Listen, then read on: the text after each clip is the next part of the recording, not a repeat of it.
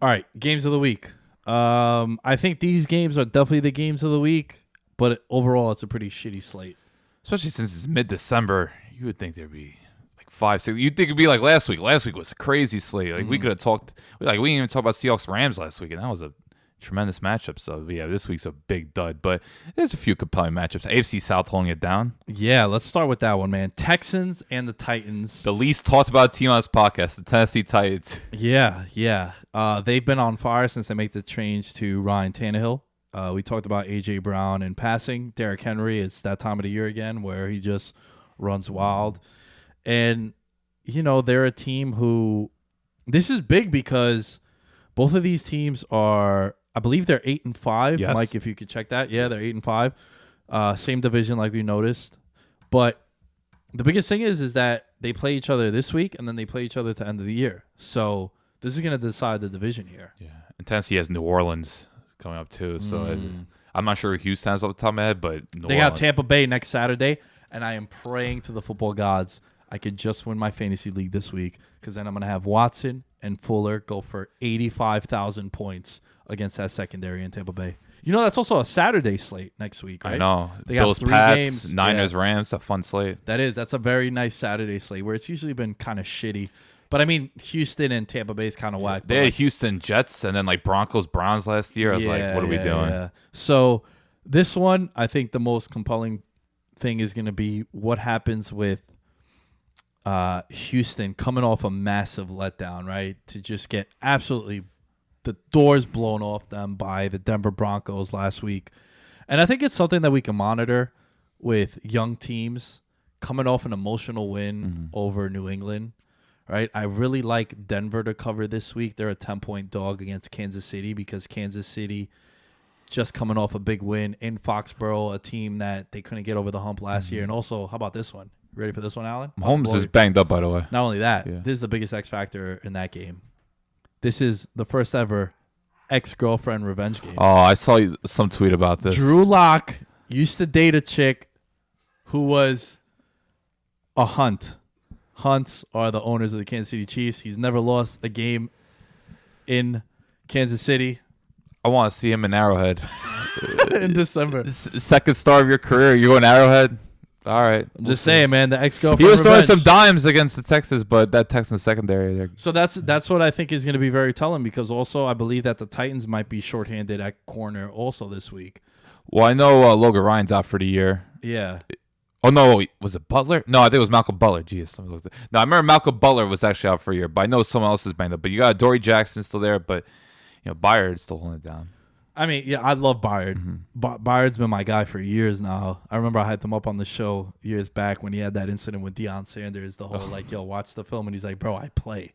Like, obviously I'm watching the film. Yeah, it's Malcolm Butler. He broke his wrist in November. My apologies. Yeah, so, DeAndre Hopkins, he should probably eat. But I think the biggest matchup might be Derrick Henry against this run defense because that defense hasn't been the same against the run since J.J. Watt went And out. not create much of a pass rush either. Yeah. Like Locke had plenty of time to throw, and that Denver offense line's pretty brutal. So I think this could be a potential shootout, but I think Tennessee's defense, they have playmakers there. Like Rashad Evans, Gerald Casey's there. Harold Landry's someone. Landry, the dude from BC. A lot of people said, I have no idea why he fell into the second round. Like, he was a first-round talent, and I think he has 9 sacks, and he's a lot of speed off the edge. So Tennessee's building something there. They've always been a confusing team. Everyone's like, okay, there's nothing really glamorous about them. But, look, they're scoring a lot of points right now. Derrick Henry's a stud, and A.J. Brown, every week it seems like whether it's a 40-yard bomb or he's taking a slant to the house like he's Odell back in 2016, like A.J. Brown's something else. And he's so massive, too. That's another thing. Like, it's weird seeing these guys. You got him, Metcalf, and Samuel. Like, this receiving rookie class. That's what we're talking about, like, Patriots. Like, how'd you botch that? Like, DK Metcalf's another guy they could have, although I couldn't imagine Belichick wanting them. But yeah, I think Titans we have to give more love to just because they're not a team with a lot of star power name-wise, but you watch them in terms of highlights every week, they're producing big plays. Even on special teams, they had that block kick against the Colts. Yeah, I think I'm going to go with the home team here. I think I'm going to go with the Titans. I worry with the Texans with their O-line and just that defense. I Their defense has always looked vulnerable. That kind of benefit from playing the Patriots, but just that secondary, just not a lot of players there that you say, okay, he can make a difference. Like Roby and Jonathan Joseph, these are corners I could get at. I like Merciless, but who else is there? Like no one's really played. DJ Reader's there. Well, Cunningham is good though. He's solid. Yeah, he's solid. It's just not having guys like Watt, and I do think they regret trading Clowney. I think Clowney, I know everyone talks about he's overpaid, but Clowney's still someone that could cause havoc and make an impact. So just I also don't think draft wise they've really landed on too many guys, and it doesn't help that they trade so many picks. That's the thing, right? They traded up to get Deshaun Watson. They traded away picks to get Laramie Tunsil, which I understand. I probably would have made that deal too because you want to protect Watson. You don't want him to follow a similar career path. Draft capital. Yeah. So, but you just got to hit on these guys. So I'm gonna go with the Titans. I want the Titans as well. All right. I think this might be. Well, you know what? No, because the NFC East is so shitty. I was gonna say this might be a loser leaves town match.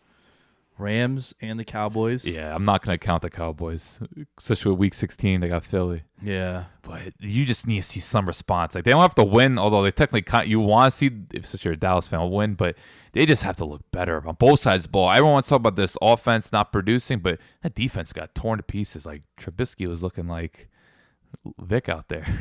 It's the best comparison I can think. I'm trying to think who could I compare Trubisky to. Jesus.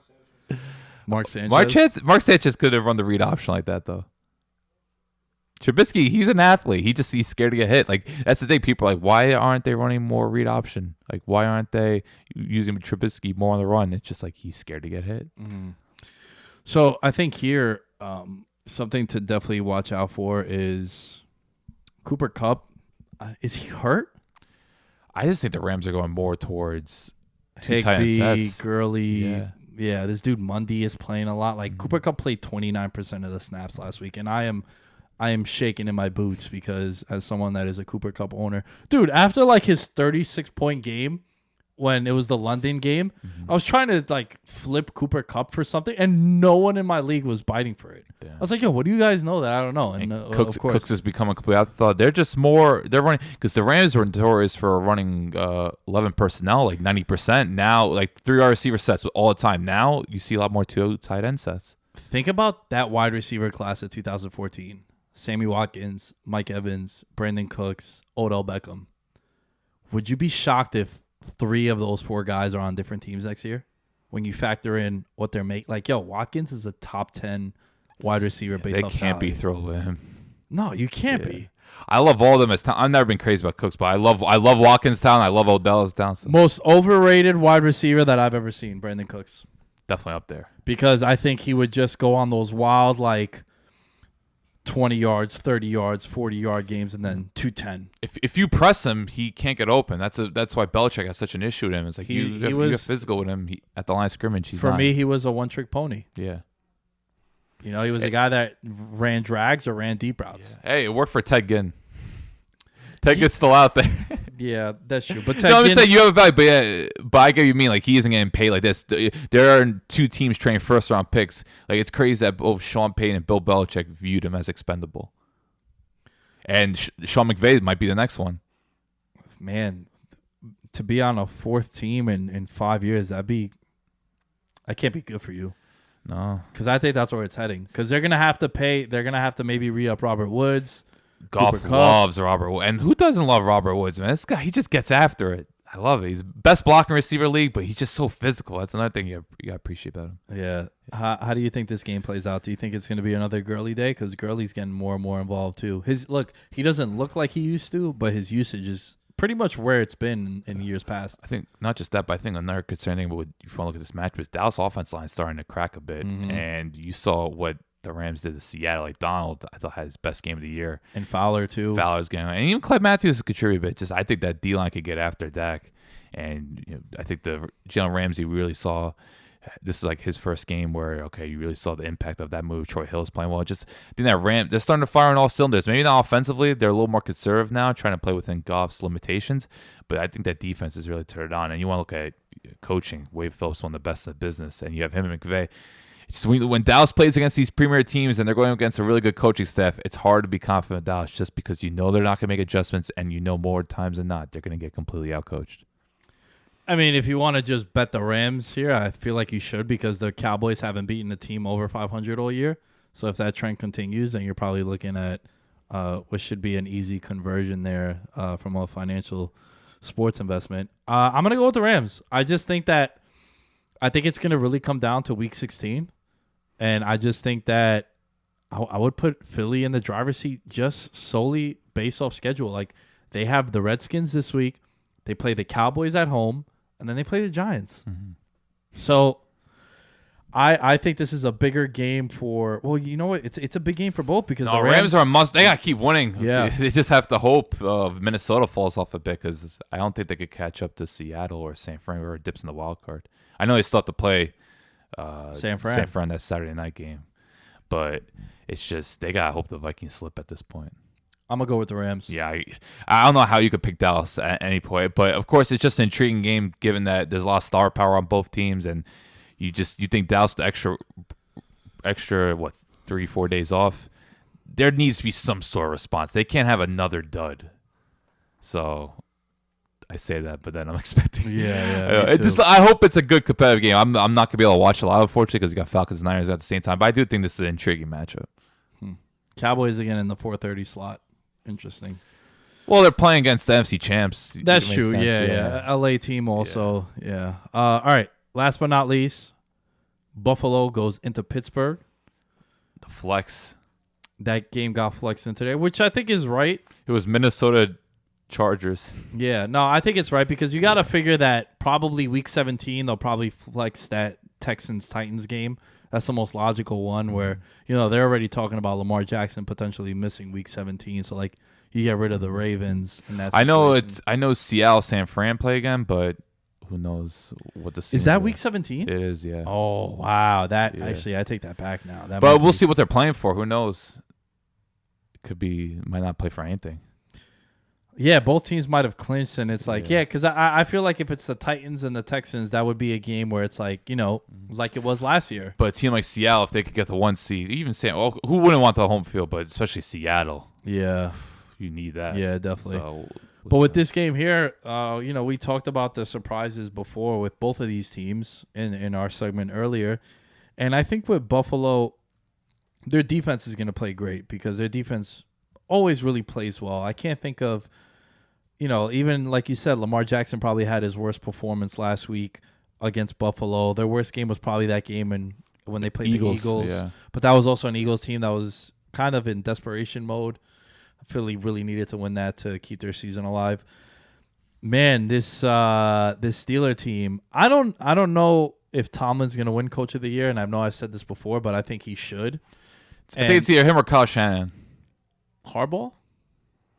He's probably up there, but I feel like they might give it a Harbaugh just because of like how the whole turnover and going from a pocket passer to Lamar kind of thing. And also they make a midseason trade that has really benefited them because their defense is completely different now with Marcus Peters there. Had the game-winning breakup. I think this game is going to be a good one because Buffalo hasn't really played on a primetime night game in a really long time. Besides like the Thursday night games, but those are kind of like everyone plays on Thursday night kind of thing. But they might get James Conner back. They might get Juju back.